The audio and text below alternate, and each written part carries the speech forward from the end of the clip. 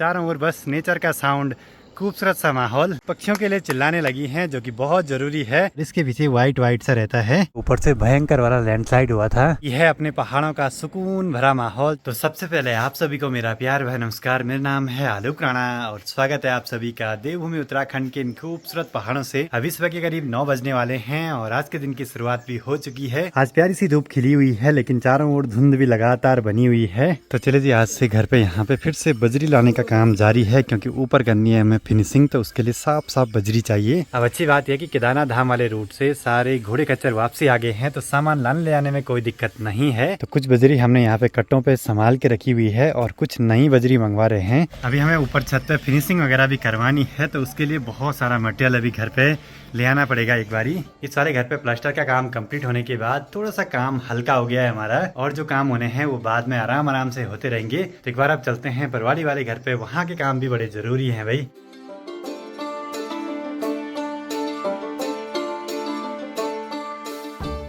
मनसुना market की चहल पहल देखिए, कितनी सारी गाड़ियां लगी हुई हैं आजकल। अब आज से मात्र 10 साल पहले ऐसा कुछ भी माहौल नहीं था, कुछ ही गाड़ियां दिखाई देती थी यहाँ मार्केट में। और इन जगहों पे पहले बिल्कुल भी घर नहीं हुआ करते थे, एक दो ही घर थे जब हम छोटे छोटे थे, स्कूल आते थे। अब कल तो इस वाली जगहों पे ऊपर से भयंकर वाला लैंडस्लाइड हुआ था और बोला कल यहाँ पे कार बाल बाल बची है पत्थर के नीचे दबने से। आजकल कुछ जगहों पे इतने भयंकर से लैंडस्लाइड जोन बन जाते हैं इन पहाड़ों में कि वहाँ चलना मानसून के टाइम पे खतरे से खाली नहीं है भाई। सबसे बड़ा रीजन है लैंडस्लाइड होने का कि रोड बनाने के लिए पहाड़ काटे जाते हैं। नीचे से पहाड़ कट गया फिर ऊपर वाला पहाड़ तब तक टूटता रहेगा जब तक कि जमीन स्टेबल नहीं हो जाती है। सामने वाली पहाड़ी पे तो बहुत बड़ा लैंडस्लाइड जोन बना हुआ है। सबसे बड़ा लैंडस्लाइड जोन इस एरिया का यही है मुझे लगता है, क्योंकि पूरा पहाड़ ही नीचे को खिसकता जा रहा है धीरे धीरे। बाकी इस वाले घर पे आते ही यहाँ देखिए पूरे छत में शैवाल सी जमने लगी है कुछ इस टाइप से भाई, जो कि बहुत बेकार होती है इस पूरे छत के लिए। और यहाँ पे ना इस पूरी छत से लीकेज सा हो रहा है अंदर के लिए, जबकि इस छत को पड़े हुए मात्र अभी 10-12 साल ही हुए हैं। पता नहीं सीमेंट में गड़बड़ी थी, बजरी में थी या गिट्टियों में थी, कुछ भी पता नहीं लग पा रहा है। इसका भी अब ट्रीटमेंट करना पड़ेगा। गौशाला हमारी बढ़िया है नी, वो गौशाला बनाई 25 साल हुए। गौशाला बनाए हुए 20 से 25 साल हो गए होंगे, जबकि उसकी छत मात्र 2-3 इंच के आसपास है, लेकिन कभी उसमें पानी अंदर नहीं गया। अब यहाँ पे मुझे माँ के साथ गौशाला के कामों में थोड़ी बहुत हेल्प करनी है, जिससे कि माँ को भी थोड़ा हल्का हो जाए, काम भी फटाफट से हो जाए। और माँ की तैयारी भी हो चुकी है गौशाला जाने की। और साथ ही घर के पास में देखिए इन माल्टे के पेड़ों पे माल्टे लगने लगे हैं और ये वाले माल्टे पक्के तैयार होंगे नवंबर-दिसंबर के आसपास तक। माँ ने यहाँ पे नारंगी की छोटे छोटे पौधे भी लगा रखी हैं, ये प्रीति और दीदी को देने हैं। तेरे को 3 डाली लगा रखी है। माँ ने सबके लिए सोचा हुआ है कि बाद में नारंगी होंगी उस पे तो खाएंगे आराम से। प्रीति को, दीदी को, मेरे को, सबके लिए बना रखा है। बाकी आजकल बरसात के टाइम पे देखिए बड़ी बड़ी सी ये छतरी हो रखी हैं, अरबी के पौधे, इनको बोलते हैं हमारे यहाँ पिनालू। और ये खाते हैं हम शिवरात्रि के टाइम पे ज्यादातर। टेड़ू और पिनालू को उबालते हैं और इतने स्वादिष्ट होते हैं कि क्या ही बोलें। मुझे यहाँ धारे में आके एक चीज का एहसास हो रहा है कि धारे का पानी ज्यादा नहीं बढ़ा है इस साल। मुझे लगता है अभी बारिश बहुत ज्यादा चाहिए जमीन को अच्छे से भिगाने के लिए, लेकिन 2-4 दिनों की बारिश से इतनी टूट फूट हो गई तो ऐसे मन करता है कि बारिश कम ही हो तो बढ़िया है। लेकिन ऐसे पानी के स्रोत सूख न जाए तो उनके लिए तो बारिश प्रॉपर चाहिए ही।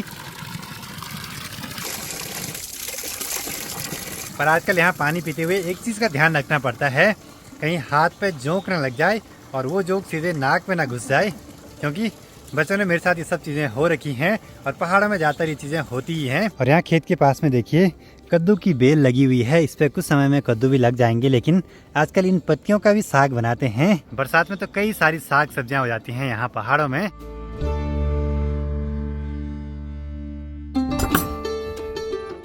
आजकल यहाँ गौशाला की दीवार पे देखिए खूब सारे उपले लगा रखे हैं जो कि आजकल ही काम आते हैं भाई, घर में जलाने के भी और यहाँ गौशाला में जलाने के भी। बाकी माँ जब तक गौशाला के काम निपटाती हैं तब तक मैं थोड़ा सा गौशाला से दूरी पर चले जाता हूँ, नहीं तो गाय दूध देने में आनाकानी भी करती है कभी कभी। और ये है चाची लोगों की गौशाला। और इधर साइड तो आजकल आने में डर भी लगता है भाई, बहुत घनी घनी सी झाड़ियाँ हैं। यहाँ कुछ समय के बाद सुअर का डर तो रहता ही है, साथ ही भालू का डर भी रहता है। इन ऐसी जगहों पे आके थोड़ी देर बैठने से ना पूरा रिलैक्स सा फील होता है, क्योंकि चारों ओर बस नेचर का साउंड, खूबसूरत सा माहौल।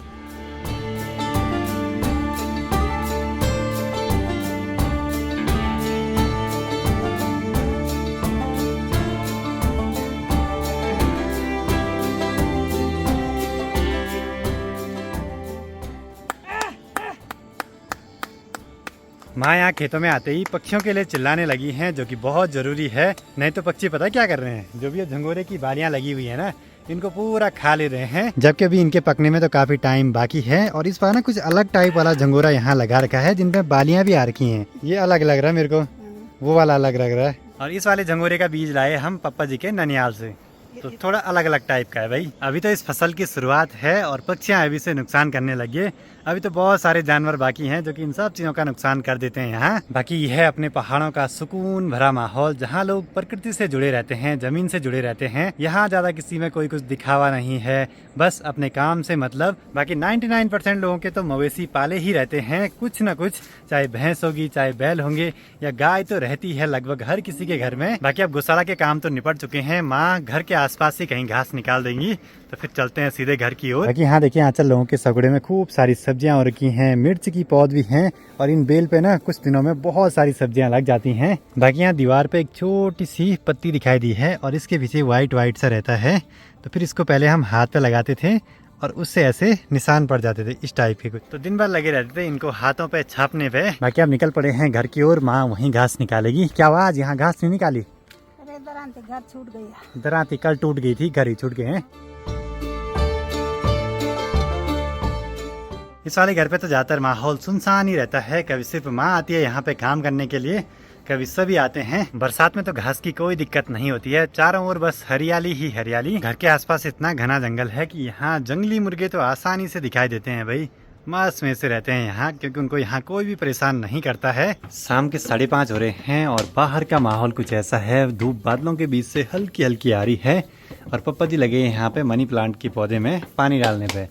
यहाँ खूब बड़ा हो जाता है ये मनी प्लांट का पौधा और कभी कभी सूखता भी रहता है अपने आप। बाकी आजकल दिन में लंच करने के बाद ऐसी नींद आती है कि क्या ही बोले भाई। और जिस दिन काम का छंद बना रहता है ना, उस दिन नींद तो कहीं दिखती नहीं, बस काम पे ही लगे रहते हैं उस दिन। वैसे चाय पीने का टाइम है, लेकिन मैं पी रहा हूँ बुरांस का जूस, जो कि बहुत जरूरी है आजकल इन गर्मियों के टाइम पे। शाम के 6 बजे अब जाके सामने से तेज चमक लग रही है धूप की। बाकी अब इस वाले घर के आसपास बिल्कुल सुनसान सा माहौल ही रहता है। खासकर मानसून के टाइम पे सभी चले जाते हैं यहाँ से अपने अपने घरों की तरफ। सिर्फ हम लोग ही नहीं, बल्कि इस वाली धार पे ऊपर से नीचे तक जितने भी लोगों के घर हैं, सभी ने अपने घर दूसरी जगह बना रखे हैं और सिर्फ यहाँ रहते हैं नॉर्मल टाइम में या दिन के टाइम पे, और रात को अपने नए वाले घरों की तरफ चले जाते हैं। क्योंकि इस वाली पूरी धार के आसपास पूरा लैंडस्लाइड सा जोन है, तो फिर कोई यहाँ नहीं रहते हैं। बाकी हम भी फटाफट से अब निकलते हैं नए वाले घर की ओर।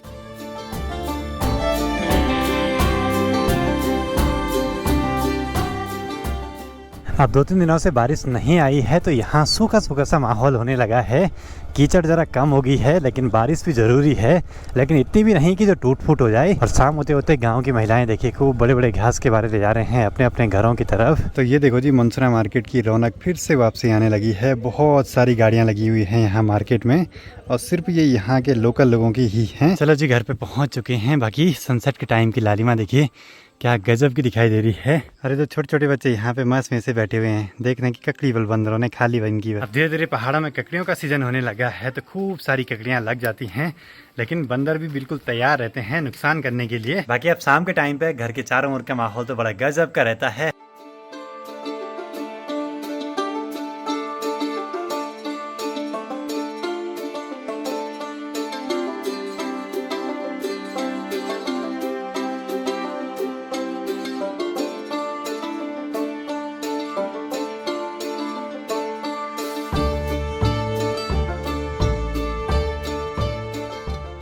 अब जैसे जैसे शाम हो रही है, तो सामने का माहौल देखिए कितना गजब का हो रहा है। घर पे आए हैं मैकेनिक वॉशिंग मशीन को ठीक करने के लिए। उसकी मोटर में कुछ गड़बड़ी आ गई थी, पता नहीं घूम नहीं रही थी। बाकी शाम के टाइम पे चौखमा पर्वत की पीक्स पे देखिए थोड़ी सी धूप बची हुई है, बड़ी गजब की चमक रही है। क्या हो गया था इसमें? गड़बड़ थी। मशीन तो ठीक हो गई, उसी बहाने मशीन की थोड़ा सा सफाई भी होगी। मुझे पता नहीं था ये कहाँ से खुलती है। चलो जी, मशीन भी ठीक हो चुकी है, अच्छी बात है। उस पर ज्यादा खर्चा नहीं आया। मुझे लगा था कि अगर मोटर खराब होगी तो फिर खर्चा बढ़ जाएगा। खैर अच्छी बात है कि जो भी प्रॉब्लम थी मनसुना में ही ठीक हो गई। चले जी, शाम के टाइम पे यहाँ बरामदे में बैठने का तो आनंद ही कुछ अलग रहता है। ऐसे में गर्मा गर्म चाय की चुस्कियां लेना और भी आनंदित कर देता है। बाकी माँ भी कर रही है यहाँ पे रात की सब्जी की तैयारी, और ये है घर की भिंडी। मतलब कि पहाड़ों में मानसून के टाइम पे बहुत ही कम होंगे लोग जो मार्केट से सब्जियाँ खरीदते होंगे, नहीं तो घर में ही हो ही जाती हैं। बंदर खाना मन उड़ा मंजू तो बिल्कुल